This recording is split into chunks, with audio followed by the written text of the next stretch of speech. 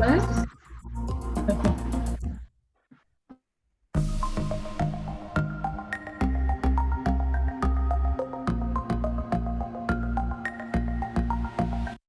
Hello, can you guys hear me? Hello, can you guys hear me? Hi, morning, Dr. Sharifah. Can you hear Hi, me? morning, Vishal. Can you hear me? I can hear you. Can you hear me? Yeah, I can hear Uh, you, but quite soft though.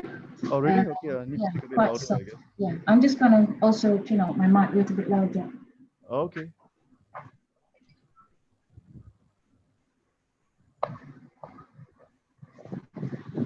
Can you hear me now? Can you Yeah, hear me clearly? Okay, good. So it's can you? okay. Yeah. Yeah, I can hear you. Whatever. How many people we've got? Oh, wait, November 2019, we had our first CPD Unlimited for the first time. I was invited by architect Wan Sofia, the coordinator for the CPD Unlimited 2019 program, to present a paper.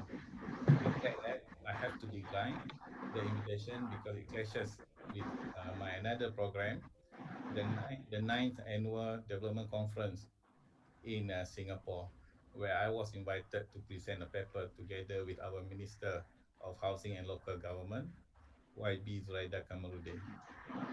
I was informed by architect Wan Sofia that the session in KL was well attended and there were minor issues on car parking space and room availability when we did the physical session 2 years ago. Time allocated for speakers were too short. Some couldn't finish the session before the following session start in the same room. So initially, Architect Abu Zarin, the CPD chairman, planned to have physical CPD Unlimited program on 15 December last year.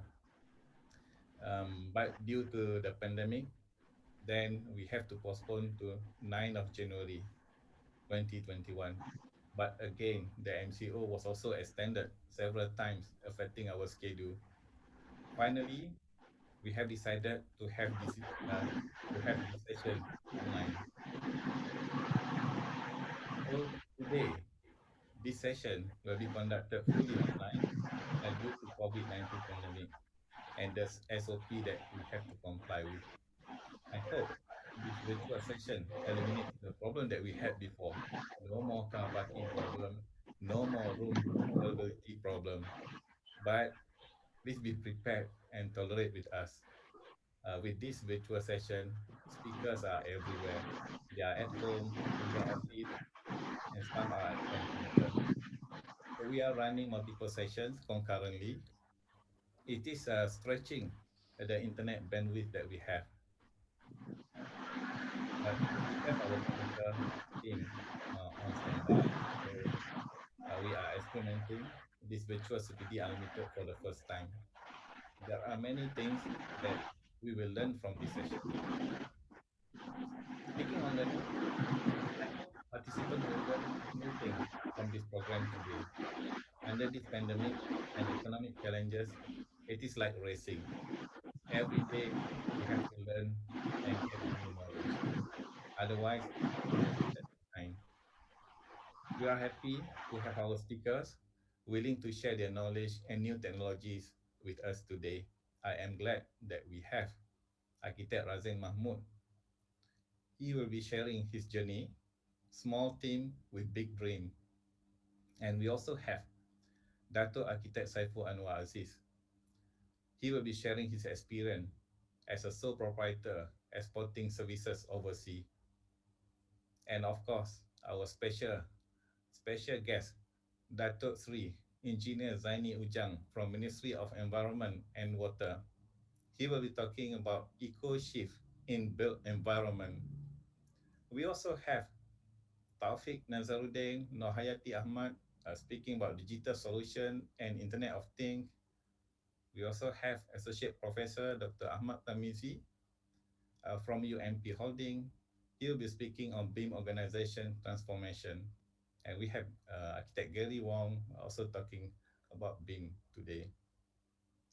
And other than that, we have many more speakers on various topics. On fire safety design, we have Architect Chong Lee Seong, Engineer Hao Jiang Te, On construction contract-related subjects, we have Architect Joseph Tan, Architect Lu Chi Kiong. We also have David Yet. We'll be talking about mediation and dispute resolution. We also have the topics on conservation by Mariana Isa, Mangjit Kaul, Architect Rida Razak, and Ahmad Najib Arifin, and also on urban design by Associate Professor Dr. Sharifah Salwa. I will not be able to say to mention all the names, but there are many more speakers. You can check with the program. And later in my session, I will also share the finding from our survey from the government agencies, developers, contractors, and individual project owners on what do they expect from architects in providing architecture services. Recently, we have conducted a survey to get the feedback from developers, contractors, and also government agency on their expectation on architects' services. And on behalf of PAM, I would like to thank each and every one of you for being here virtually today. This is our first ever virtual CPD Unlimited program. Please give us feedback at the end of the session so that we will improve things in the future. I hope that all participants will enjoy this session and have a good interaction with the speakers. Make sure you interact with the speaker. Don't just leave your computer on, but you are not there. So enjoy the session. Thank you very much. Assalamualaikum warahmatullahi wabarakatuh. Thank you.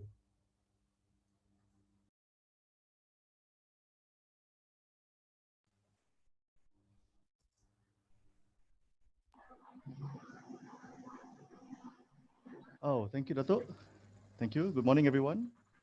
My name is Vishal, and I will be hosting this coming session at the moment. First and foremost, let me introduce myself again.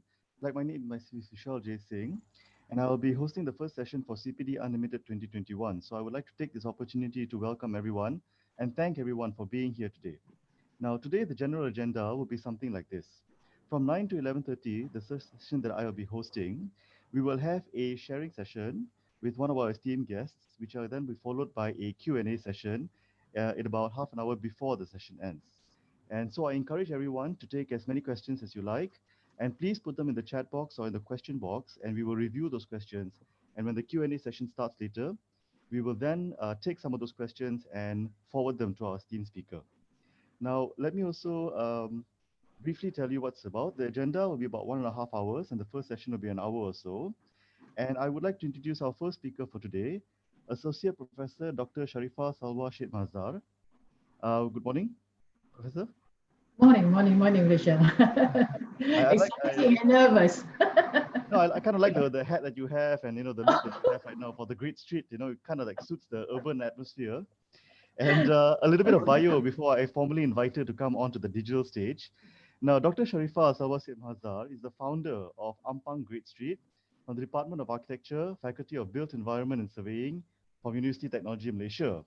Now, Dr. Sharifah has obtained her Bachelor of Architecture from the University of Southwestern Louisiana from the United States of America, and now holds a PhD in Town Planning with Urban Design Specialism from the Ballard University College London in the United Kingdom.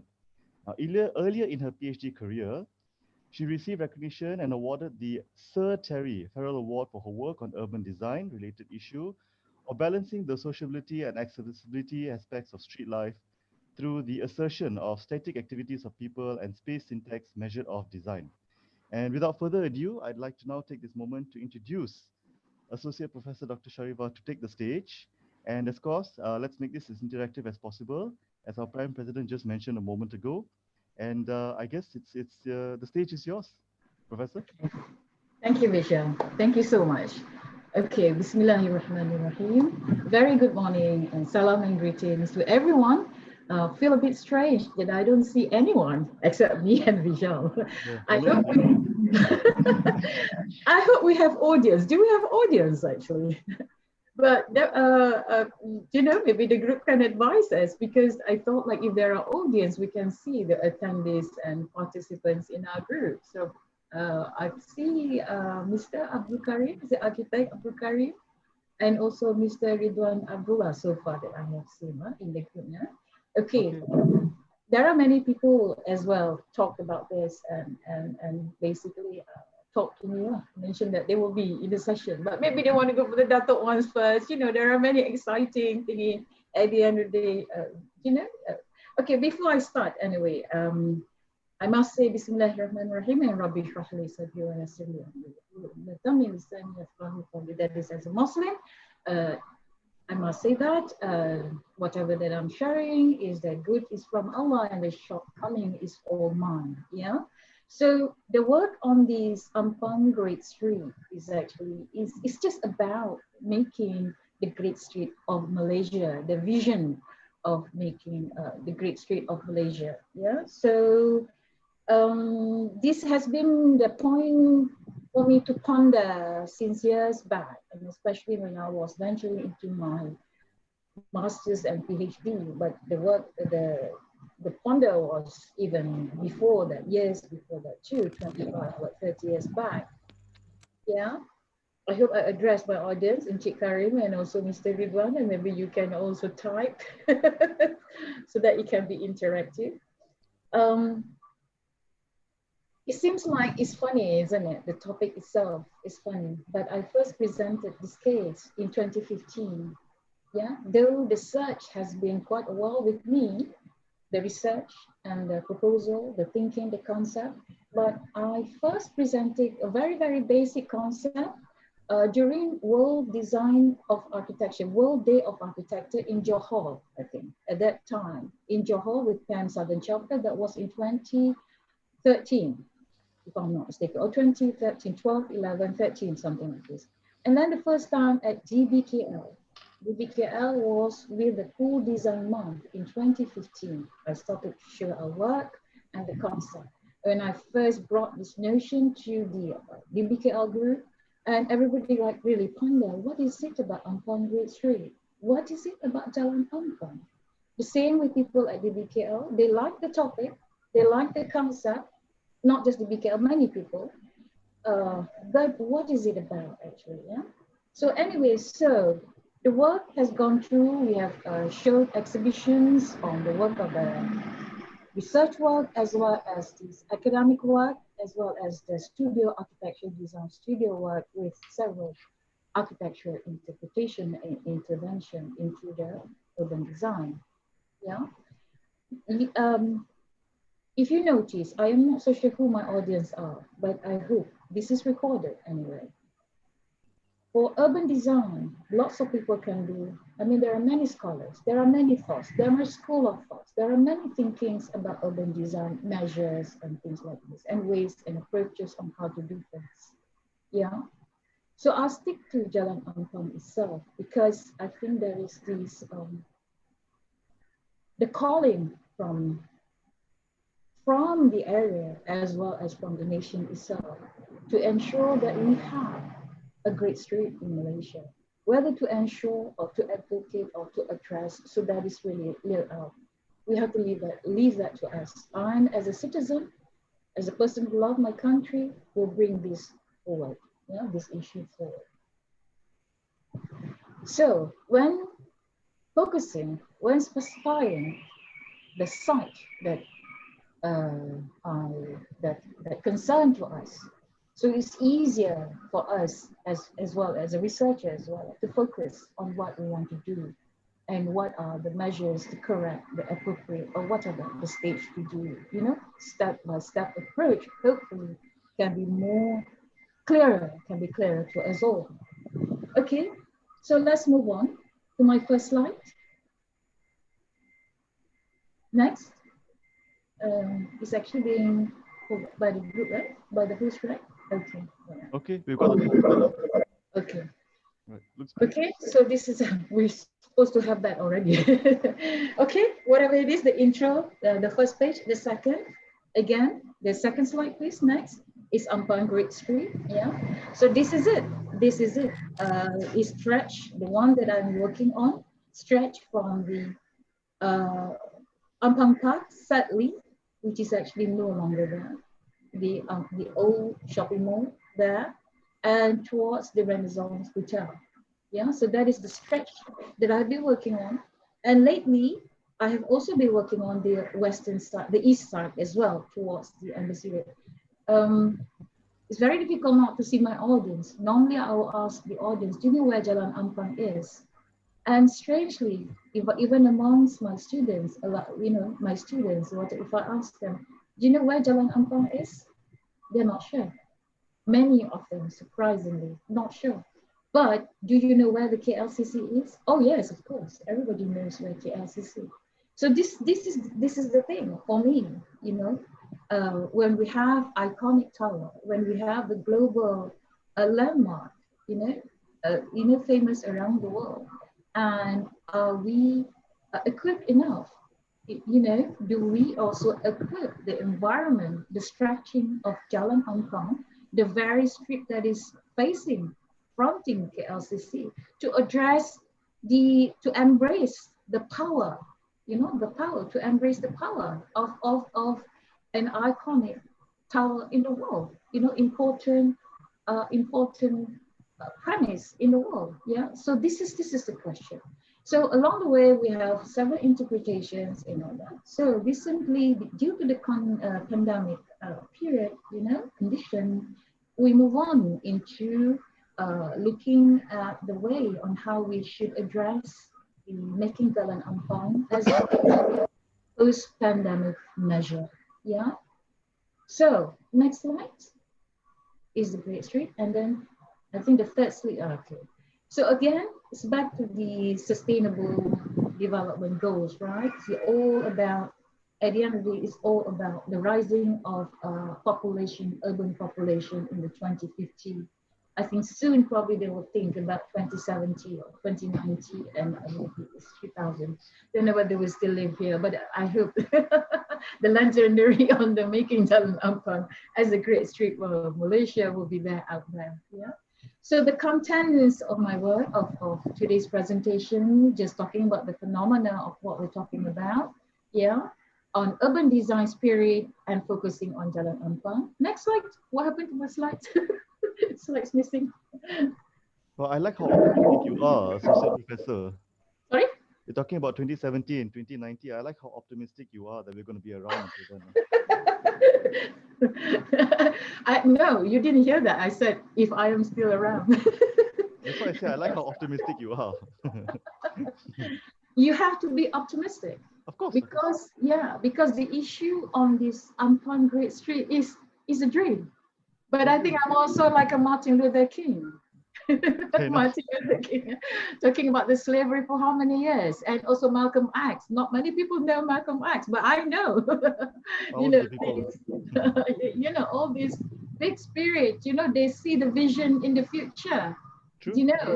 Because we can go a lot at length on this one. Yeah, great. Of course, today I'm focusing on the post-pandemic measure, but before that, I was just saying, because it's the fight of the nature from the capitalism. For me, it's like the fight for the slavery, something like this. Wow. Yeah, that deep is actually that deep. And people can say I'm passionate, I am crazy, whatever. But if in doing research in the spirit of the nation, I think you need to have this kind of deep feeling and deep thinking. But maybe that is just me. Audience can also, watch it, whatever. Okay, let's move on to the next slide, please. Yeah, I think we know the sustainable goals of the, sustainable goals of the United Nations on how we should address the urban populations in 2050. Yeah.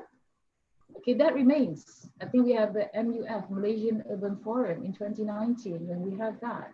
Malaysia, before that, we have the 2018, the World Urban Forum. Yeah. So we have the sustainable goal design, SDG. No, SDG. I always confuse SGD, SDG, Singapore dollar or sustainable development goal. All right, next slide. Who's the host? Dini, is it? Are you there, Dini? Okay. So, okay, what is it? Yeah, I've mentioned about the contracts, about what is it, and then the next one. Yeah, I always like to bring back my work, my thinking, rooted back to the way I am looking at the way Ruskins, yeah, because I was influenced by this kind of notion from this kind of the measures of a city's greatness is to be found in the quality of its public spaces. So therefore, I adopt this to Jalan Ampang itself because streets in my work, my PhD work, streets is public places. Streets is public space. Yeah. Apart from the not just pocket spaces, garden, but streets itself is a public space. So it's parks and squares. And Raskin did not mention specific as streets. But us as designers, we know streets are the public realm, and by default, it is a public space. Next, please. So therefore, the greatness of Kuala Lumpur, greatness of Jalan Ampang, to reflect the greatness of our city, hopefully. Okay, next please.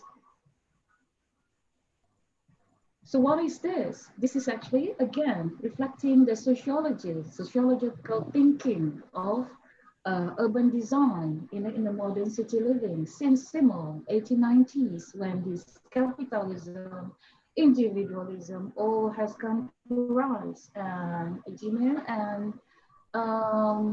the talk about the social interaction for, of course, for scholars, urban areas is our lab.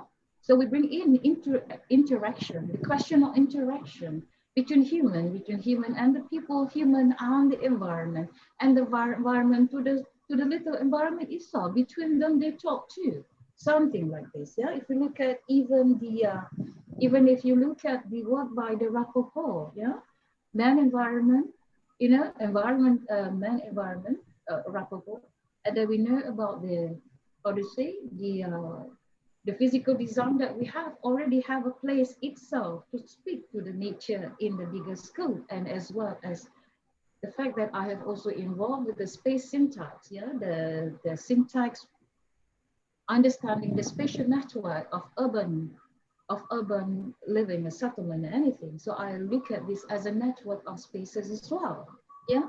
So this is a sociological thinking that has been emerged, has been obviously being extracted and merged into the thinking of urban designers too. Yeah. So therefore we have urban sociologists as well, who are not necessarily architects, but many of them are also architects. I think we should also know this. Many people know this already. I am just like reminding myself, yeah, more than anybody else, because this is a sharing session. Huh? Urban design. Well, yeah, urban design is a popular topic with a lot of people. I mean, we all live in cities, so we all have a vested interest in where we live. Exactly, exactly. So the street has been the focus, the radical debates, concerning streets since then. Yeah, of course, even before five in 1996, people have been saying this. Therefore, the word from the Ruskins earlier. This one I just read some references. Yeah, I need to update my references as well. So next slide, please. So what is it? Because of the pandemic things, the rethinking the great streets post-pandemic measures. That's what we do. That's what we do. Okay. Next, please. So rethinking a post-pandemic quality of urban realm, what had authorities, architects, academicians as well talk and say about these? Because we had our session in December last year, 5th December, talking about the post-pandemic measures for Jalan Ampang itself in the quest of making it as a great street of Malaysia. Next. Next, yeah. Yeah, what you are the same. Okay. Right, you can see some familiar faces there. Our beloved A.R. Lilian Tay, yeah, our very active A.R. Muhammad Hazwan. Yeah, we had a previous officer at DBKL, TPR, Nick Mostra, as well as our landscape architect, Putri, and she was with us as well and giving a lecture, and we talk about this. And she represented Datuk Bandar, and I'm really glad that this thing has come to attention to the Datuk Bandar himself, hopefully, yeah. So very things that what they say, pandemic had bring the need to make the city more resilient. I think the word resilient itself has been out there too. Some measures and whatever has been put forward, yeah, into making it. But I am just more specific, making it more specific to Jalan Ampang, yeah. Temporary modification, we can see a lot of them, the temporary measures, how people survive, through the crisis, yeah, and something like this. And everybody all of a sudden is concerned about their health. Yeah, if they're concerned about their health, they wear masks. If they're concerned about their health, they don't smoke in front of people.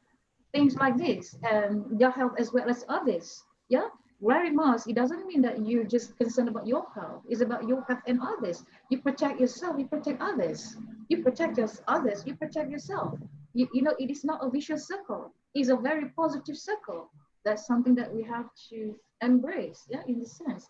So on the lesson of pandemic itself, various panels mentioned, we need we need accessible pocket gardens and green gardens, pockets, clustered places, and things like this.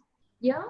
So and then I think DBK also started already mentioned the unused and underutilized space and whatever. So these are all need to be optimized in the spirit of bringing back the nature into our living. Yeah.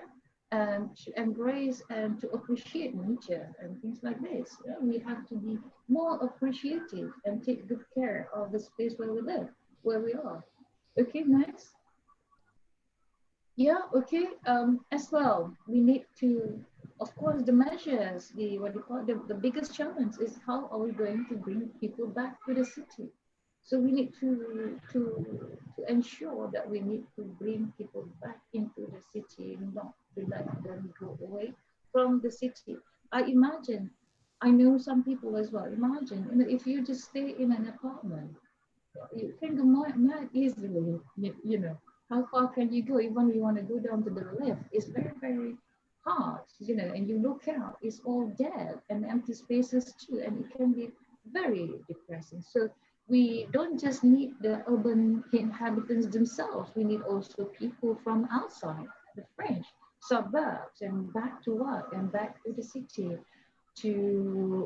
for the, of course, economy generation, etc., and etc. as we know. Yeah. Also, we found out as well with this pandemic, the measures that we have already detected, as many others have done so. The digitalization spirit is a key factor, one of the very important key factors to refine the post-pandemic public spaces. So the inclusion of these, to be honest, some schools, at least where I was before at the public, we have done this digitalization of public spaces. Yeah, something like this. And now some of us, the researchers, they're happy to see this thing is like in a full swing. It's really going full on digitalization. So this is really the 2020 pandemic spirit, is about the full digitalization of the whole world. But of course, we have to be green. Even to digital, we need to be green. We need to have green measures on this. And you can see a lot of issues, a lot of scholars talking about the green, green digital, something like this. It's not just about digital technology. Technology can be very harsh and very hot, but there is also the green aspects of technology, which I think still new, and scholars have started talking about this. Yeah. So we have to change the conventional method on how we interact with each other, like this, what our president was saying. We can be everywhere. Now I'm at home sitting alone, something like this. Thank God we got a team, but the team is virtual, fantastic, isn't it?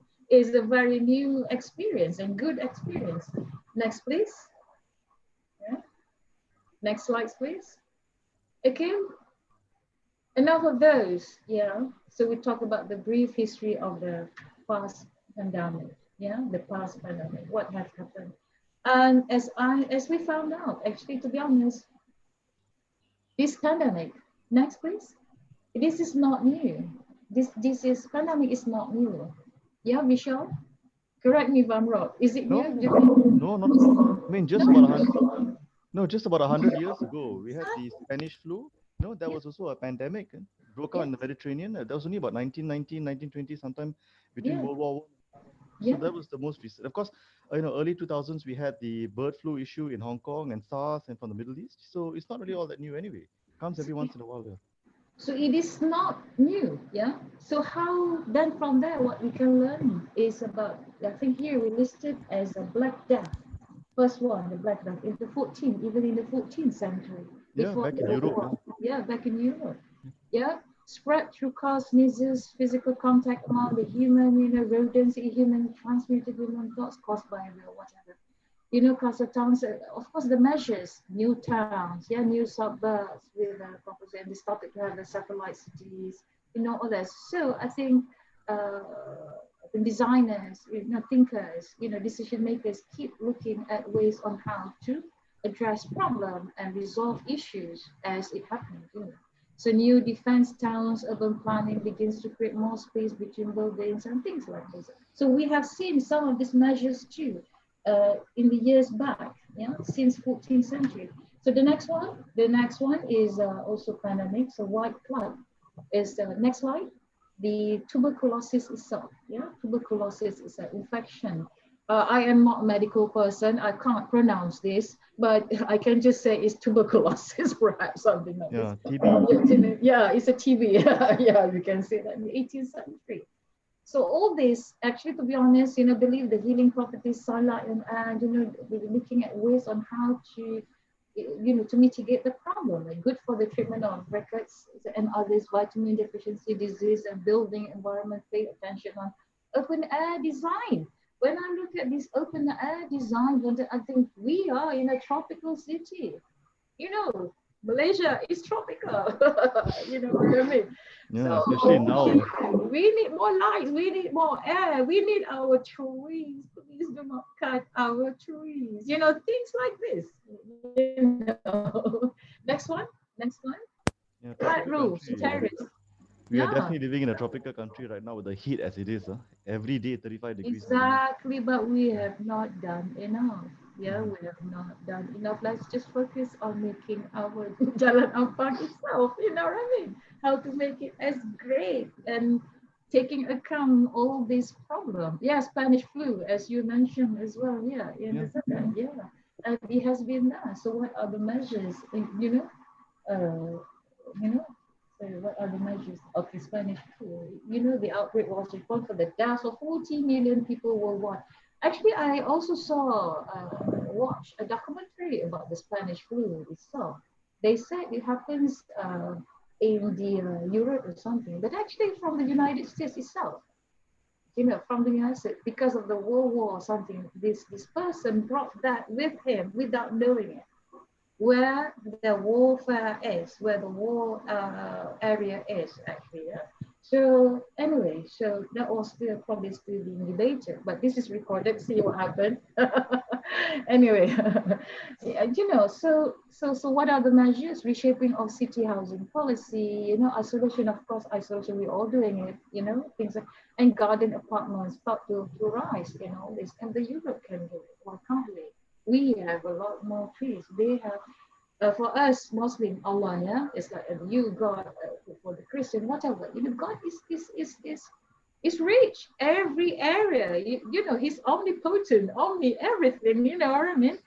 So every area, every continent has its own climatic condition with a biodiversity suited to the very place. And now, us human beings, we have the technology, we know how to bring some Europe flowers to Malaysia, for instance, to the tropical cities, and bring and the other way around, vice versa, something like this. But every country, every place has its own unique own natural environment that we should really embrace and create and formulate, and develop in our cities. Yeah, something like this. Okay, next, please. So what have we learned from the past? I kind of like, so what have we learned from the past? I think as I shown you the history just now, I also mentioned that. Yeah. So again, as kind of a very, very, very exercise, a very quick exercise from school. Next, please. So we need more space between buildings. Yeah, we have to ensure there is a social distancing measures being put forward. Yeah, creating more space and create enhanced life between building spaces. And everybody knows about Jan Gell. He was very lucky 70s architects who concerned about capitalism as well, I think, concerned about life as well. You know, money is money, but life is more than money. You know, things like this between spaces rather than leave the place unused, undeveloped, you know, abandoned. Let's do something about the spaces between buildings. Yeah, post-pandemic measures tells us as well. This is actually what we should have been done, you know.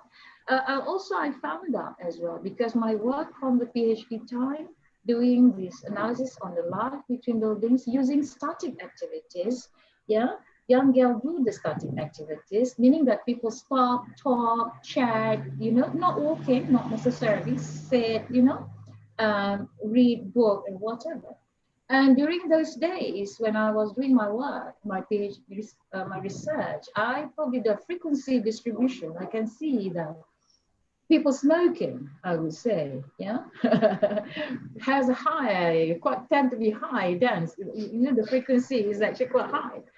And people watching people, as what William said, you know, people watch people, not just before him during the French La Fanois, you know, Fanois, you know, they talk about La Fanois, you know, Vishal, correct me if I'm wrong, it's, you know, talking about people watch people, that's what people do. But this is what during the post-pandemic thingy, you will see people watching their mobile phone, you know, it's like skyrocketing. You know, the frequency of this, the density of people watching their mobile phone is. Yeah, I mean, it's like it's yeah, kind of sad. Like, it's like they're missing out on life, you know. I mean, they go to the park and all they do is just look at their phones. exactly. So Very it sad, happens. Yeah, it's pretty sad. So this has happened on not just mentioned at the dinner table, you know, but also out there on the street itself. So that means as good as technology can be, but positive benefit, it can also disrupt. It can also, you know, be a disaster to the society itself. If unfortunately. we don't try, unfortunately, if we don't try to really address and see how we can manage this bit by bit. The digital post, you know, the digital whatever, maybe can come soon. Like I said, that's what I'm saying. There is this thing as well. Issues on green technology comes in as well, yeah, in relation to this. So, okay, at the same time, we have to make sure the social distancing measures to be in, yeah, meaning that how we arrange, how we lay out our pocket spaces too, yeah. Okay, next. So green natural environment, yeah, instead of designing a compact planning, I think this one also a reflection of the pocket spaces just now, yeah. So green and natural environment, instead of designing a compact planning development in the city, integrate green and nature. I love this. And some people said it's actually, you know, pandemic is a nature best friend. You know what I mean? And I am all for it, for that, you know.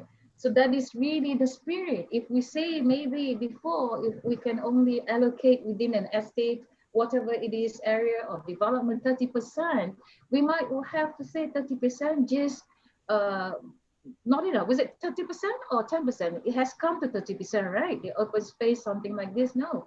Now probably we'll say 50%, another 20% plus 20%.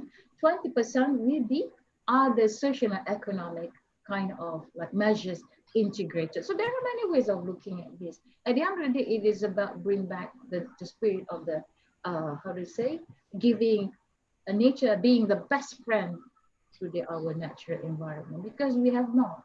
Malaysians have not really been a good friend to nature. I'm sorry. No, which is sad, I guess.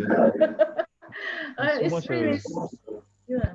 yeah, I mean, in a tropical country, it's so much of green everywhere. But we are not the nature's best friend for No. Malaysia. So we're not.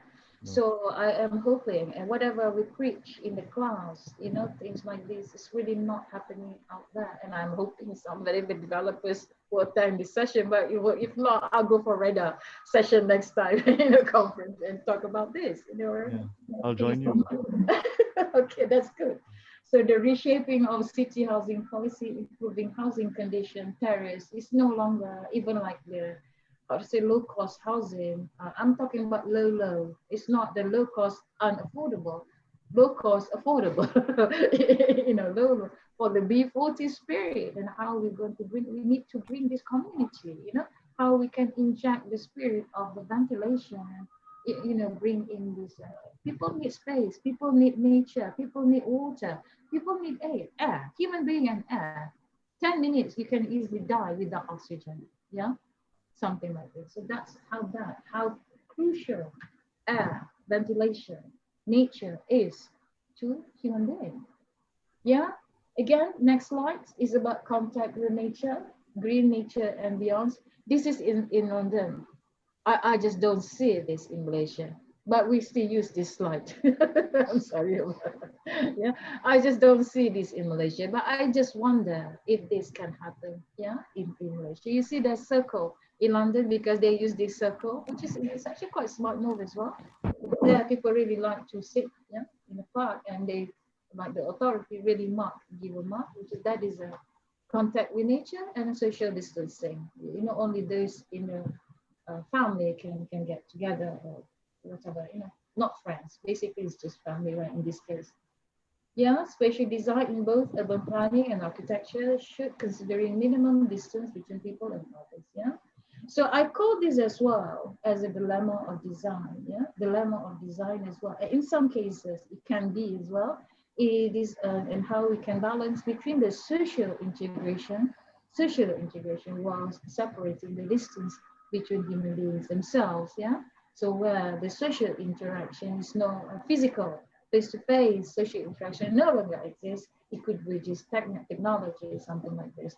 But at public spaces, we can see this happening. It can be quite a dilemma. And when you bump into each other, you still, at crowded places, you still have this tendency into bumping into each other. How we mitigate that problem? Still an issue, I think. A lot of things that needs to be done in order to have a good balance between the social interaction, integration, as well as social distancing measures in the crowded spaces. Yeah, I think this is something also I'm been working on as well, for my research.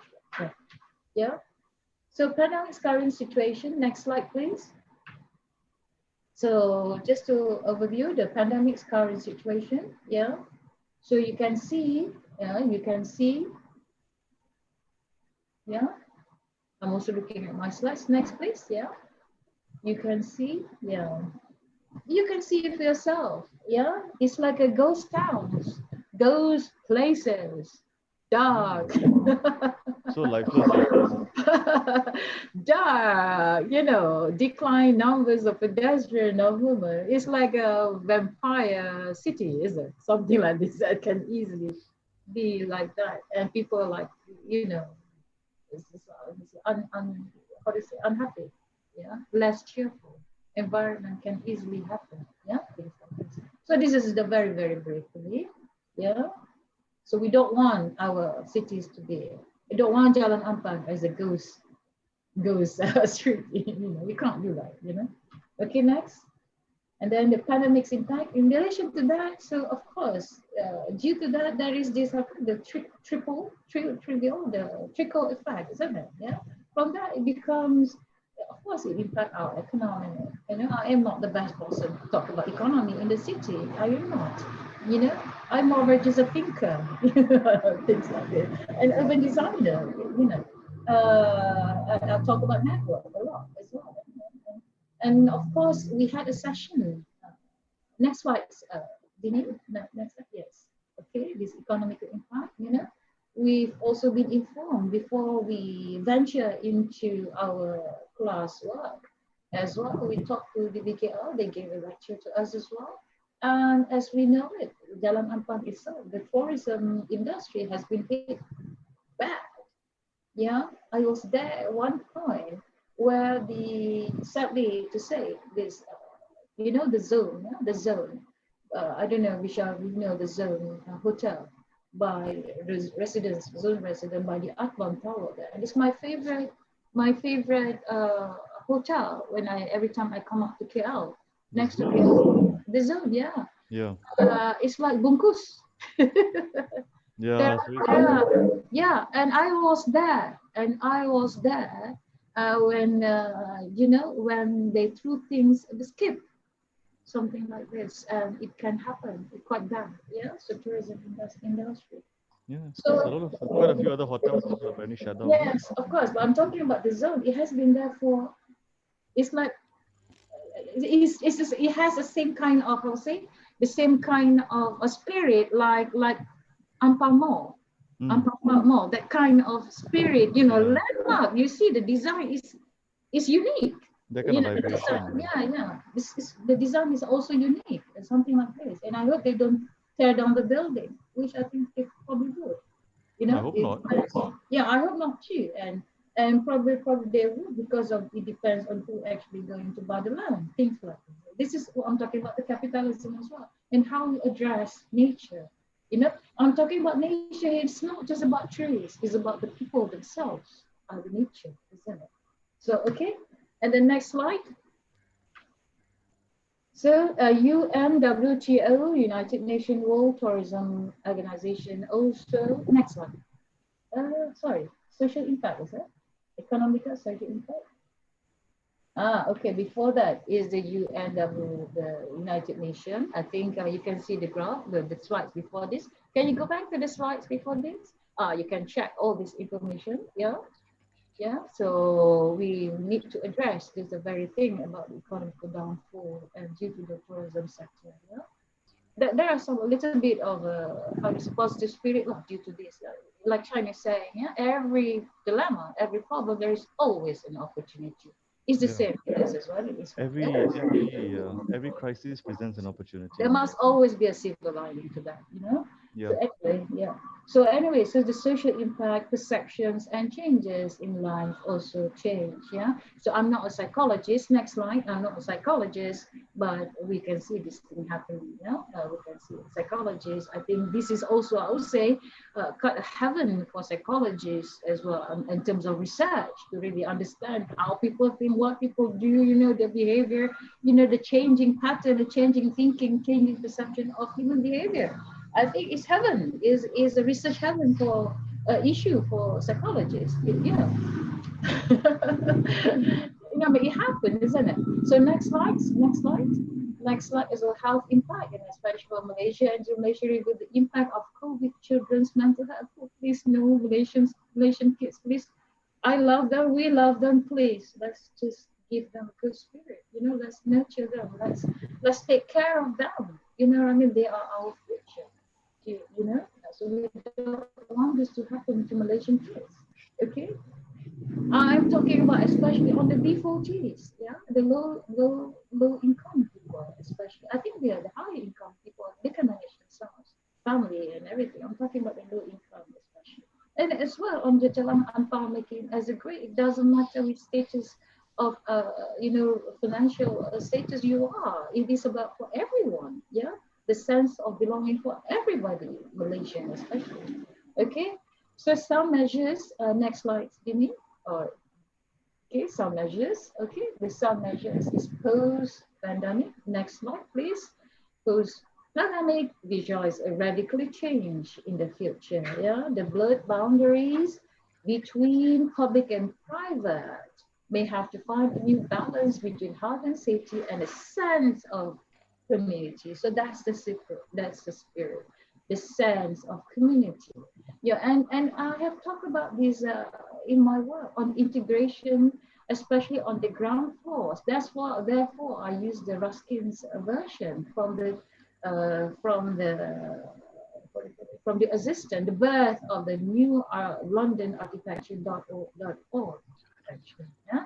When they have this new London architecture organization, they talk about giving the ground places to people, to the public especially. The integration between the public and the private. you know, and this is always, it's not easy to do, but I know we can do it bit by bit. I see this thing slowly is happening, and probably this one can be more encouraged, and initiatives can be given by the authority. I'm not just talking about the detail of the government itself in town. Yeah. So that is the quest of way forward. Yeah, the quest of way forward and how we're going to do this post-pandemic, uh, the great streak of Jalan Ampang. Okay, next one. Next slide, please. So I think the synthesis, I've mentioned it earlier. Sorry, sometimes I have to repeat in order to also remind myself. Yeah, so just a social distance versus social integration. So that's the synthesis, yeah. We embrace personal space, you know, be it individual or a group of family, proxemics. At the same time, there should be some social interaction. So there is the dilemma in this, I would say there is still a tricky issues on social interaction itself, is whether it is between families or social interaction within the others, how we're going to address the social, how to take place, yeah? whether in space or, you know, in a physical as we are in the public space itself. I am talking about public space here, yeah, okay. Right, so next please. So the vision, next place, our vision, the post-pandemic, yeah, our vision, yeah.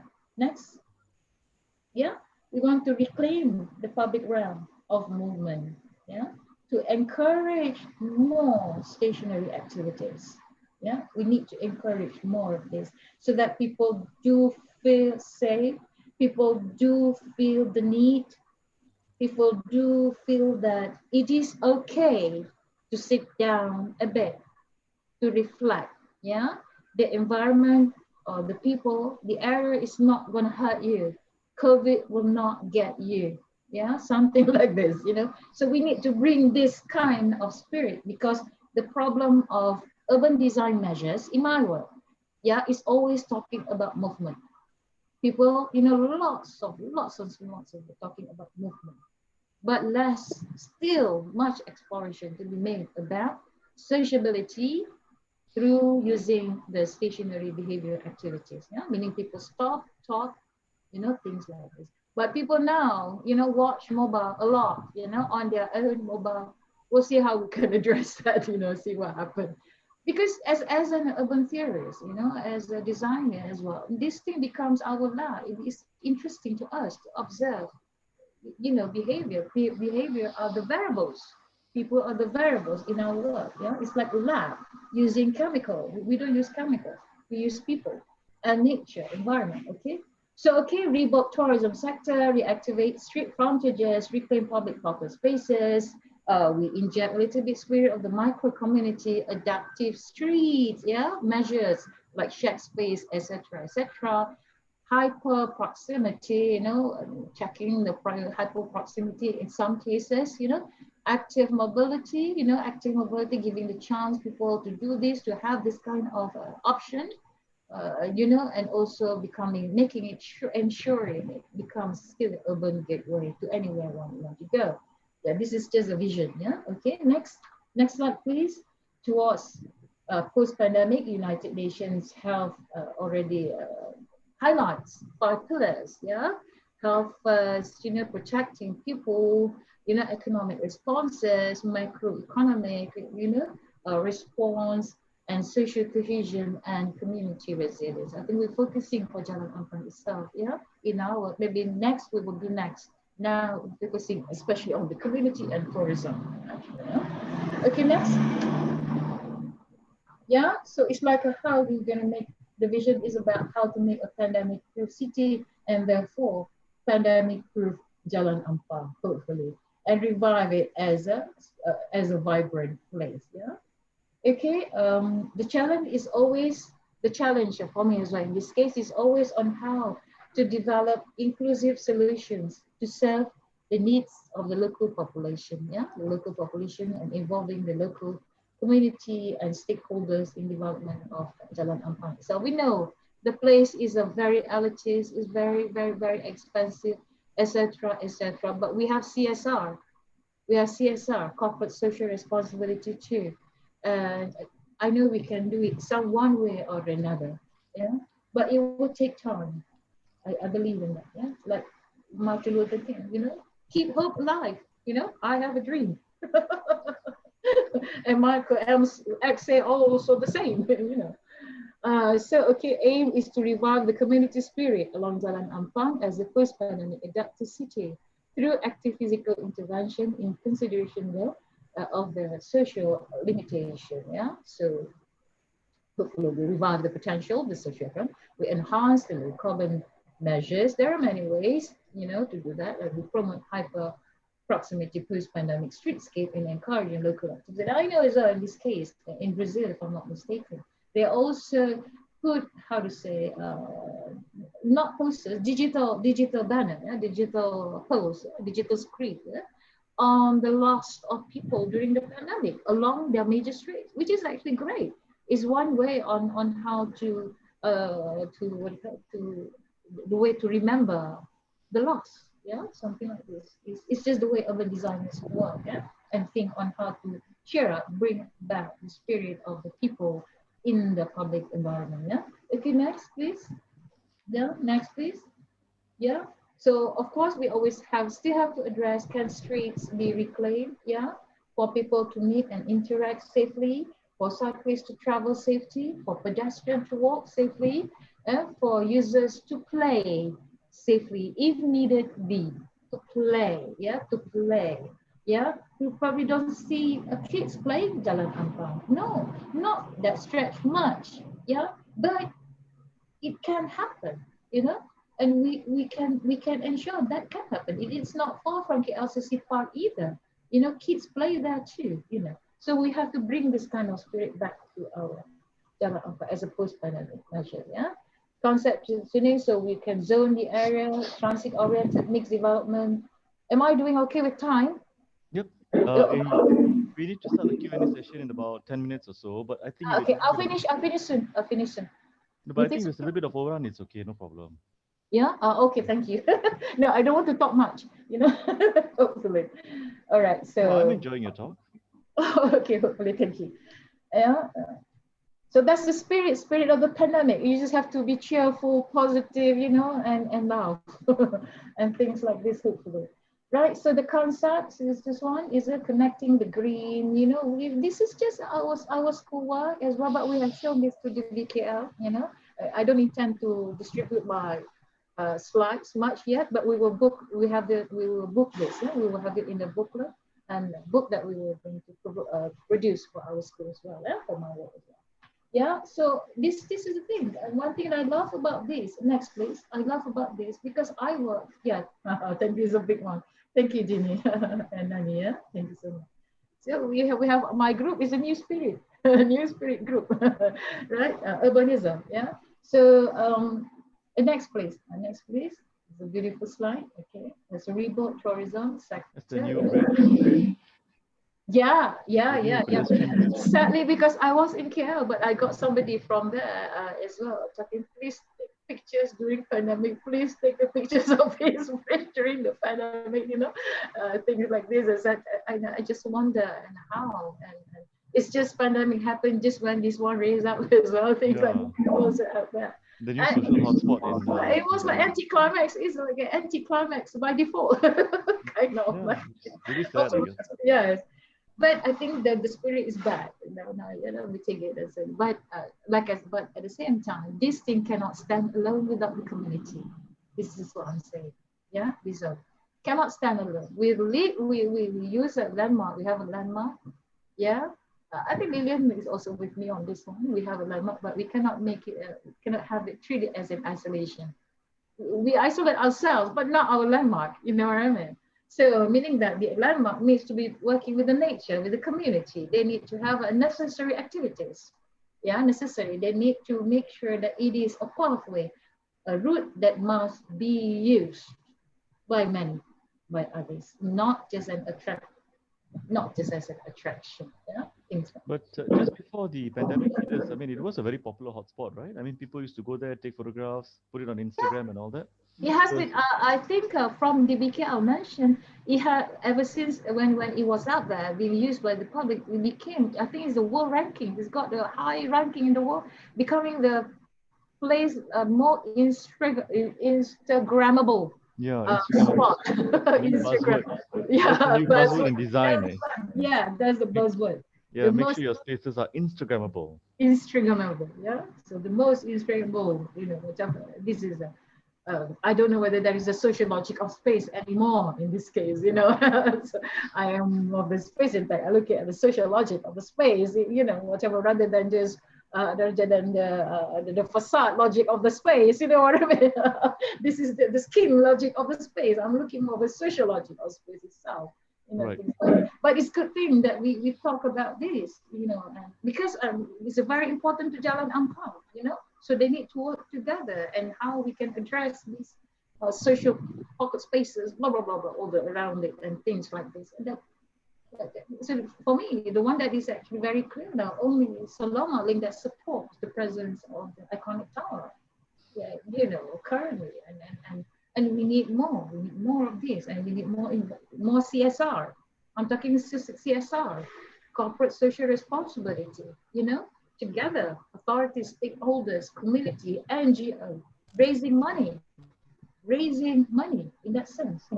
Ourselves through events, activities, and things like this. Okay, next, please. Yeah. We work on the reactivated street frontages. And as I said earlier, very, very briefly, the digital screen, becoming more interactive with people. People cannot interact with people, but they can interact with screen. Of course, they have already interacted with the ATM machine. You know what I mean? But now we want to make it interactive to the window display itself.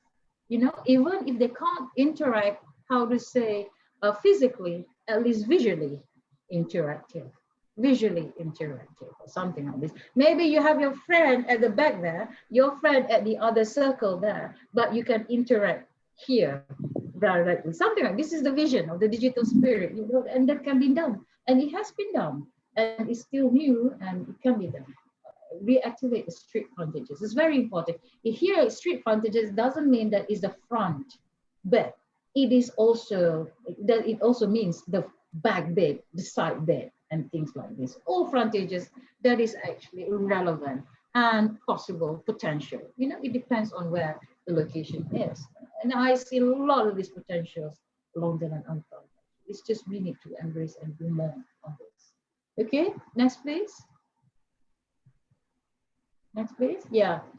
But this is an example, as you know, H&M like that.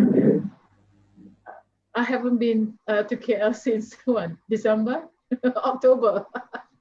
So this one is Jalan Ampang itself, H&M itself. Yeah, H&M. Avenue K itself. Yeah, the one below is not. Yeah, so I just wonder whether this can be improved. Rather than just looking at the shop, the shop fronts like that, it can be more interactive to people. Yeah, to people, how people can use the screen, the window display, whilst looking at their products, their merchandise, as well at the same time have a chance to interact with the people inside, the shopkeepers themselves, or even your friends who is just like probably just away in the corner somewhere, something like this. There's a lot of this digital spirit, digital measures in this way that we can act, because we have the frontages already. How are we going to do about it? And Jalan Ampang can become the first in the world. Can be, I am that positive, hopefully to just to bring my country to the front, what I mean, at the end of the day.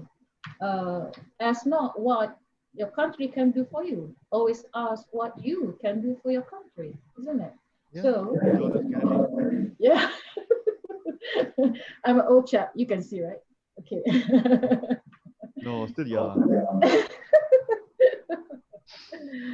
I feel older. Okay, anyway, so reclaim public and pocket spaces, physical distancing and social distancing. As I said, is dilemma in capitalism. I think this is the sample that we have given before, which is this one is just a recap. Yeah?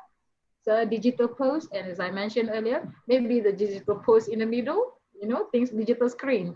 Yeah, you can talk to your friends at the back or at the front or at another 5 circles back or within your radius or things like this can be done. You know what I mean? Can be done as if I have the money. Yeah, who knows? I know there are people who have the money. Please come with me. You know what I mean? You know, give me the money. You know what I mean? Things like this. So anyway, that's from Jerry Maguire. Show me the money. Exactly. Show me the money. Show me the money. So that's what it is currently. Everybody, we need to show the money. This one, the money is about also because money is not everything, but money can also be the only thing. Because with money you can do a lot of things. Positively. I mean, it's important to be honest, and I think people appreciate your honesty when you just said that. Yeah, I mean, I agree with it. Without money, you can't do much either. These days is capitalism, but how are we going to balance the living? So that's the issue. It's the same with the sociability. We'll give access, network, we give movement, we give access to cars, but how are we going to balance with the sociability of the streets, of the public spaces itself, with the people talk? Not just people walking, people talk, people stop, people watch, people whatever, all stationary activities. So anyway, so this one, the micro community, next, micro community, next is like to facilitate the inclusive actions, social benefits and community engagement. Malaysians are very bad in terms of the community engagement. Malaysians are very bad. Maybe I think the NGO needs to be, I think myself, I can also talk about myself too, yeah? NGO has to be more reachable, out there and things like this. It is not political. I'm just talking about the grassroots things. Listen to what the small kids, the little kids have to do, because I must say this, because when I saw youngsters in KLCC, they want to be with people, they don't want to be shooed away by the guards. Yeah, you when you push them, they become, but if you embrace and nurture, the talents, whatever they're to say, I think you will bring something positive out of that. But whatever it is, it's the micro community, which the community we see and we do not see. So we have to have an engagement for that, actually. Yeah?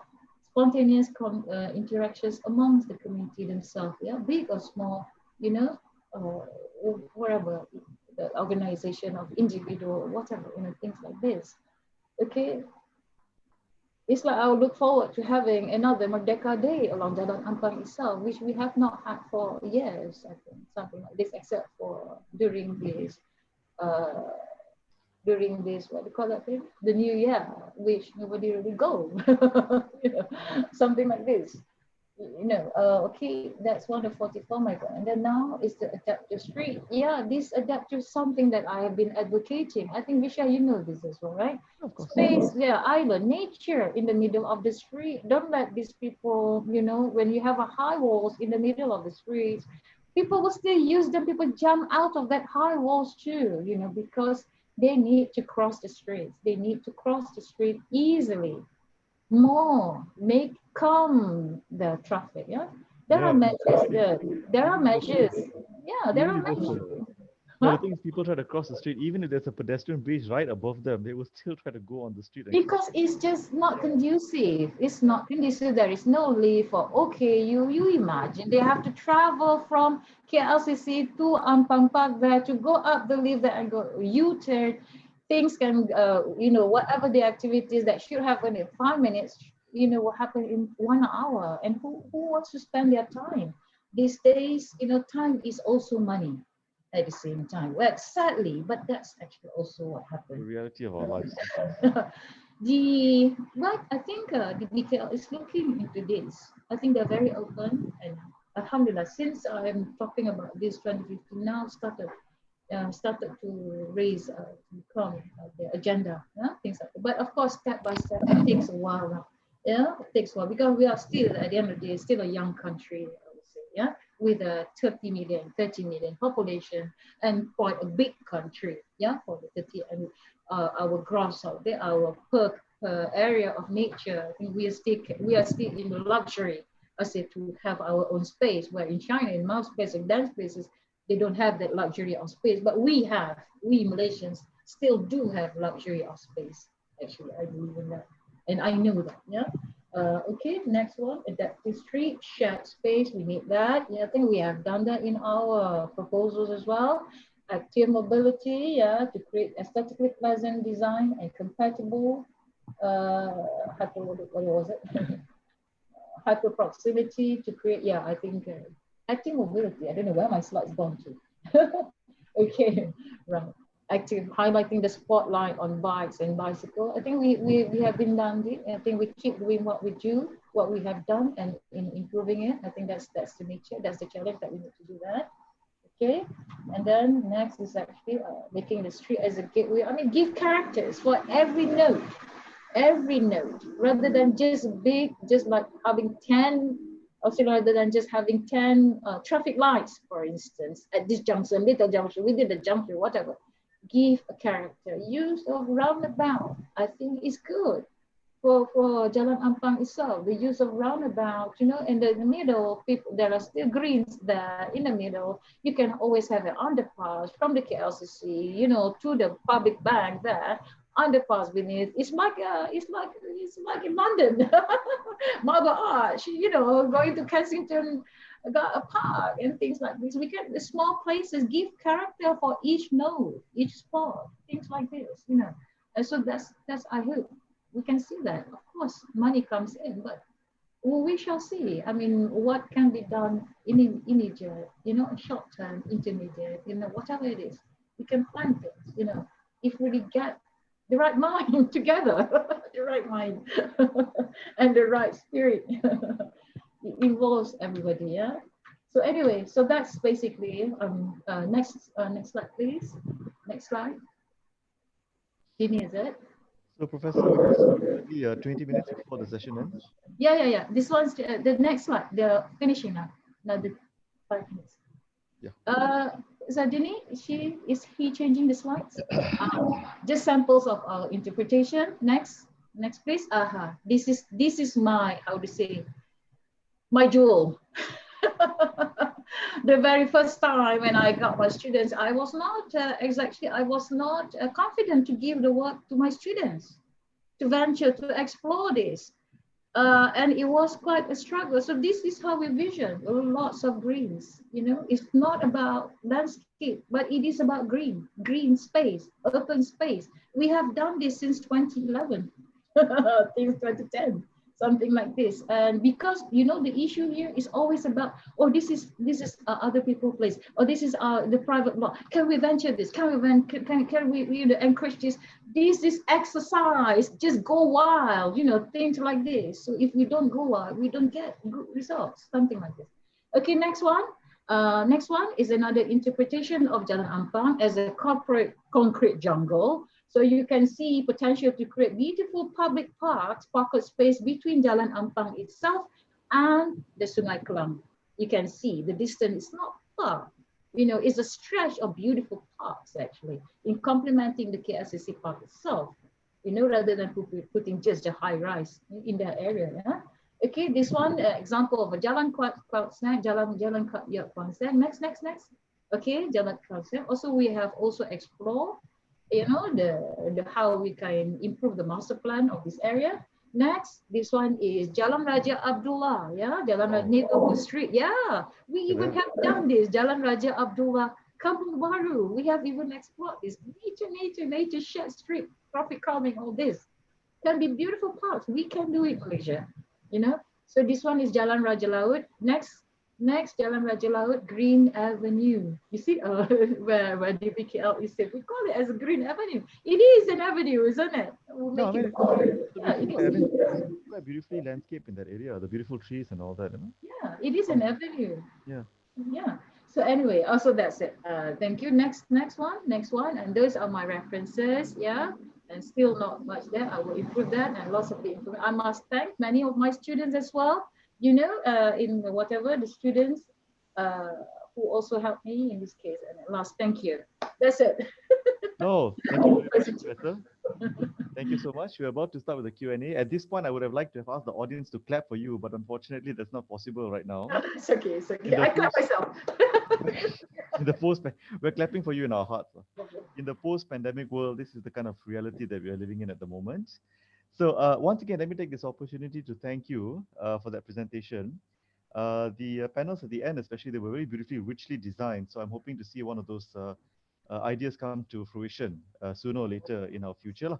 Yeah, for Hopefully us, not 2070 or 2090, lah. Hopefully much earlier. But it's my dream. it's my dream too. I would like to see more green in KL, you know, because I before the pandemic hit, there was a lot of traveling off and on in places like Seoul and all that. And Yeah, they yeah. made a lot of effort to green their cities, you know. So it's really quite beautiful.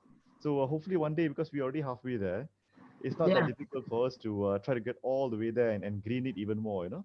yeah.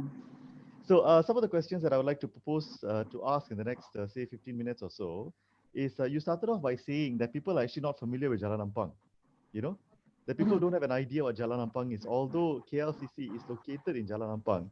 But when you mhm, say Jalan Ampang, people don't know, you know, where is that? It's like saying, for instance, if you know New York, Broadway, immediately you know where it is. You know, you mhm, say mhm. Trafalgar Square in London, immediately Waterloo and all that.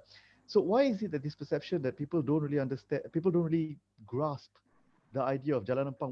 Why don't people make that immediate connection with KLCC and the street? What's your personal opinion about that? How can I say? There are, Vishal, I would say that you would imagine this is not a straightforward answer for this as well, isn't it? Yeah. Yeah, Because it's the same kind of question I posed. I gave a presentation to students from right, Singapore right. about Johor Bahru. I don't know whether you're familiar of Johor Bahru. Yeah. Hardly. Yeah. Yeah. We have a notable, how to say, a heritage, Sungai Seget, actually. Yeah, the position is like the Wong Afo is the Johor Bahru city center. Wong Right, Afo is the main road. Next to Wong Afo on the left is the Sungai Seget, which is our historical, where the birth of Johor Bahru right. city. It's Yeah, like KL, I and guess. then, yeah, like here. And the next to it, on the right is the shopping malls, which is called as City Square. Yeah. Commercial.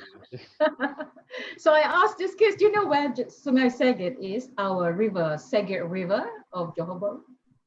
Of course, no. No, yeah. But do you know where the city square is? Oh, Oh, yes, of course. No problem. yeah. So what I'm trying to say, who am I to blame? Who can I blame? What kind of perception? Yeah. I think one way to do this thing is actually perhaps to bring the spirit of the love of environment, love. I'm talking about environment. It is not just about going to the mountains, excursion, expedition. No, the environment where we live in. Now, if you look at the pandemic measures, it is about the micro community. Now, people start to see how important local spirit is. Now, people start to see how important local retails are. You know, I think, I don't know whether you observe the same way I observe. You can see the rise of small businesses. Yeah, I don't want to mention here, but you know where they are. You know where they are. It's like the what do you call this, Serbanica items and all that a little bit, and some of the small retail supermarket, not supermarket, it's just a marketplace, small market. The rise of them Mhm. when they reach the community within their own radius, and even we have measures 10-kilometer radius, you cannot travel far that. That is if you travel by car, but if by walk, if you can Mhm. walk, you only want to walk for 5-10 minutes. So how very important. What I'm trying to say, because we have the stuff, like I said just now, we Malaysians, we still have the luxury of space. Maybe because of that, it's our own ignorance, to be honest. And we that that includes me, yeah. They said ignorant is bliss. I don't know whether it's happening here, but you know that includes me. I'm saying ignorant, yeah. Even when I was a kid, yeah. Right. So that's what I'm saying. I'm sorry, but I don't have a straightforward answer for that. But I hope people can have their own interpretation from there. Like ask themselves. They can ask themselves too. That's interesting. I still Yeah. find that interesting. The other thing I wanted to ask you was also, for instance, you're talking about mental health, right? That obviously with the pandemic, that's actually affected the mental health of people, you know, being cooped up and isolated and all that. So how do you think that urban design can help people to cope with these issues that they're having regarding mental health? Once hopefully things start getting back together, can, you know, the design of the urban context help us somehow to get back to normal once the pandemic is more or less over? Or, you know, during the time that the pandemic is affecting us, how best can we achieve a state of good mental health in this difficult situation? Um, of course, again, there is no straightforward answer, but Mm. it's so intelligent, your question. Very difficult for me to answer. No, Okay. no, I'm saying, no, we got that measures just now we mentioned, yeah, the Yeah. interaction. I think it boils down to the core spirit of why we want to design our public space. Right. Pandemic is just an issue we address. Mm. Even if it's not pandemic, we still have issues to address. But Right. pandemic has a kind of a extra dimension on the issues that already there that we Right. have been addressing. Hyper proximity is something like this. Active mobility, soft mobility, and all that. People with urban design and all these clustered pocket spaces. I think for me, as I always advocate, even before pandemic, the pocket spaces and the way we manage our pocket spaces is so crucial. It's so important. And please avoid parking cars along the streets. Even having the shared streets, urban design for places like Jalan Ampang, Jalan Damwangi. I Mm. think BBKL have done it, Jalan TAR, Jalan Tar, or Tukar whatever. Ramah. All the secondary streets, they are all kind of like secondary streets. They're not really a major streets. They're not. If you look at the network, if you look at the spatial network from the space intact, whatever, Jalan Ampang, if you compare, I will show later on in my presentation next actually. Yeah, the next one. Jalan Ampang, if you compare to this Jalan Tun Razak, yeah, Jalan has still this potential to make it as a great street, having these measures of a shared street, like what I showed you just now on Jalan Raja Abdullah as well. Yeah. So all this is always an issue. The shared street people think is only needed in neighborhood, but actually in urban centers, with this, how many people living around that area? You can have this community within certain population. They are neighborhood. They themselves are the neighborhood within the area. So for me, for urban design, we really have to be serious. And Are you referring to the micro community or those places? sorry? The micro community, the one you were speaking about just now. Are you Yeah. referring to that also specifically? Yes. There are people living there. Yeah. It's not just people passing by and working. They're actually communities in that area. It's small communities, but there are people there, right? The issue here as well, Michelle, is how Yeah. we're going to bring people passing by later Yeah. on to become impromptu community or additional community, Yes, I seen understand. and unseen, To things like increase the engagement, I guess, isn't it, between the yeah, passerby and the local engagement. community. Yes. Correct. Yes. So I think that one last question before we end the session, then regarding the community, the micro community you spoke about, then what would you suggest? Some basic ideas or some basic strategies to increase that sense of engagement between the public and the passerby. You have communities in those areas, Jalan Ampang and so forth and all that. And you say most people just pass by, which is true. We just go to work, we pass by, and that's about it, lah. But how best can we find ways to engage with these people on a more meaningful level? So just a couple of simple strategies to get the ball rolling. Sorry again. What was the last two Okay. sentences? The last question was that because we have these micro communities in places Yeah. like Jalan Ampal, Raja Abdullah, and all that, Yeah. and people mostly just pass by. I think you're right. People just go to work, pass by, and then that's it. They don't Yeah. think about it. So how do we increase the level of engagement between the public and the passerby, between the community that happens there and the people who actually just off and on just come and go, but they don't really think about the community? Some basic ideas. Yeah. Basic ideas is the NGO. The NGO. Yeah, NGO. Every community, they have their own community. Because even now, for instance, last time we used to have the Rukun Tetangga for safety, correct? But it's no longer exists. But actually, that's a very, very good measure into having a caretaker. I talked to the BKL officer. Every place needs a caretaker. Mm. It's a nice kampung tradition. I think that's Yeah, kampung tradition, bring back that. Because you know what? Once we give the people the sense of control into their own area, the sense of responsibility, ownership. It will be more manageable. That's true. That's true. When people start feeling a sense of ownership in their spaces, yeah, they become more responsible. Yeah. More responsible, not say territorial, but responsible. True, I agree. You tend to take care of your own very well, I guess. People are like that. Okay, I guess we have approximately 10 minutes left, but I think we can end the session right now. Give ourselves a Great. break. We don't have that many people, yeah. So I mean, I'm kind of happy just having this conversation with you. It's kind of it's very been an informative and productive session for me. And I Yeah. think I'd like to get in touch with you in the future regarding some possible work, but that's another story depending on the post-pandemic world we live in. So All right. let me just remind to the members of the audience who are tuning in right now regarding the CPD. The details, of course, are all in the flyers, so please do have a look when you can. Scan the necessary when you need to. And of course, we would like to have a photo session with everybody online right now. So if it's So, possible, can we arrange for that right now? Some sort of a screenshot with everyone? I mean, not a literal photo session. That's how we usually do it, but a screenshot, is that possible? I don't know. Just between Danny? us, I think. Just you and I? I don't know how many of us. Maybe you and me. I have here attendees as. Okay, so I will screenshot now. Yeah, okay. So give Okay. us your best smile. Okay. Okay, Let me- 1, 2, 3. Freestyle one more. Okay, freestyle. One more. 1, 2, No, 3. hold on. Wait, hold on. I'm not ready. Not Okay. ready. One more. Okay, okay, one more time. 1. Oh, Okay, 1, 2, 3. All right. Thank you so much.